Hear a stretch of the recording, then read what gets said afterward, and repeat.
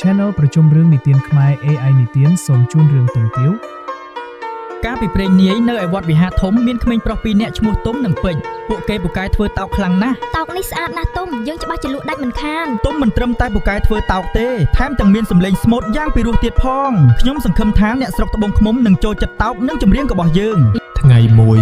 ពួកគេបានសុំការអនុញ្ញាតពីលោកគ្រូដើម្បីយកតោកទៅលក់នៅទីផ្សារអ្នកទាំងពីរបានធ្វើដំណើរផ្លូវឆ្ងាយរហូតទៅដល់ស្រុកត្បូងឃ្មុំដ៏អ៊ូអរ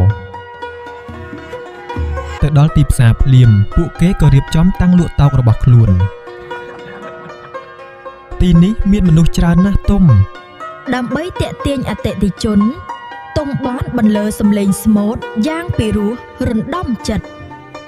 ក្មេងស្រីម្នាក់ឈ្មោះណូបានឮសំឡេងដ៏ពីរោះនោះហើយនាងក៏ឈប់ស្ដាប់អូសំឡេងអ្នកណាច្រៀងពីរោះម្ល៉េះ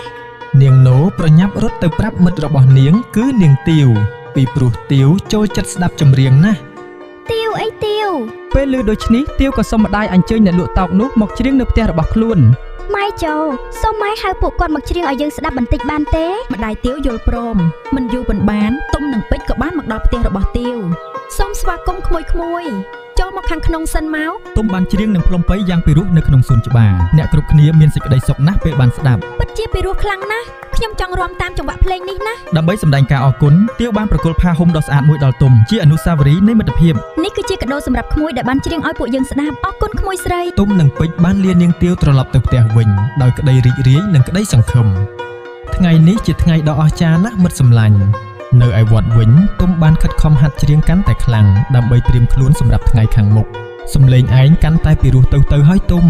ព្រះរាជាប្រកាសហៅអ្នកដែលមានចំណេះជំនាញទាំងអស់ទៅចូលរួមក្នុងពិធីបុណ្យធំទុំនិងពេជ្រសម្រេចចិត្តសាកល្ចងសមត្ថភាពរបស់ពួកគេនៅឯរាជធានីយើងត្រូវតែទៅនេះជាឱកាសរបស់យើងហើយពួកគេបានធ្វើដំណើរមកដល់រាជធានីលង្វែកដ៏ស្រស់ស្អាតនិងអស្ចារ្យអូហូទីក្រុងនេះធំនិងស្អាតណាស់ជាដីចៃដន្យពួកគេបានជួបនឹងនាងទាវនិងនាងណូម្ដងទៀតនៅទីនោះទុំពេជ្រពួកក្មួយមកទីនេះដែរឬមិត្តភ័ក្តិទាំងអស់បានជួយគ្នាត្រៀមខ្លួនដើម្បីបង្ហាញពីអ្វីដែលល្អបំផុតរបស់ពួកគេកំភៃអីទុំសំឡេងឯងនឹងធ្វើឲ្យគ្រប់គ្នាភ្ញាក់ផ្អើលទីបំផុតព្រះរាជាបានយាងមកដល់ហើយពិធីបុណ្យក៏ចាប់ផ្ដើមឡើងទុំបានឡើងលើឆាកហើយចាប់ផ្ដើមបន្លឺសំឡេងស្មូតយ៉ាងក្រអួនក្រអៅព្រះរាជាសប្បុរសយ៉ាងខ្លាំងចំពោះសំនៀងដ៏ពីរោះរបស់ទុំនិងតោកដ៏ស្រស់ស្អាតរបស់ពេជ្រសំឡេងរបស់អ្នកពិតជាអស្ចារ្យមែនជាការលើកទឹកចិត្តព្រះរាជាបានប្រទានរង្វាន់ជាច្រើនដល់ពួកគេទាំងពីរ